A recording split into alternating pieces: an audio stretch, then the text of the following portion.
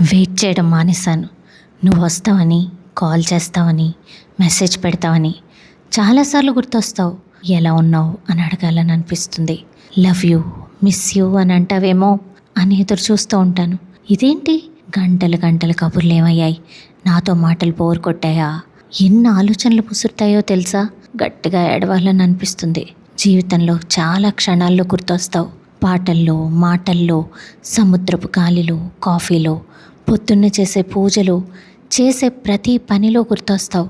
Phone screen వైపు చూస్తాను, ring అవుతుందేమో అని, అక్కడ నీ పేరు వస్తుందేమో అని. కాదు, ఆ కాల్ నీది కాదు. మనల్ని వద్దనుకుంటున్న మనిషి కోసం ఆలోచించడం మూర్ఖత్వం కదా. మనసు కష్టపెట్టుకోవడం, ఆరోగ్యం పాడు చేసుకోవడం, డిప్రెషన్లోకి వెళ్ళడం, టైం వేస్ట్ చేయడం. ఈ వెయిటింగ్లో మనల్ని మనమే కోల్పోతామేమో.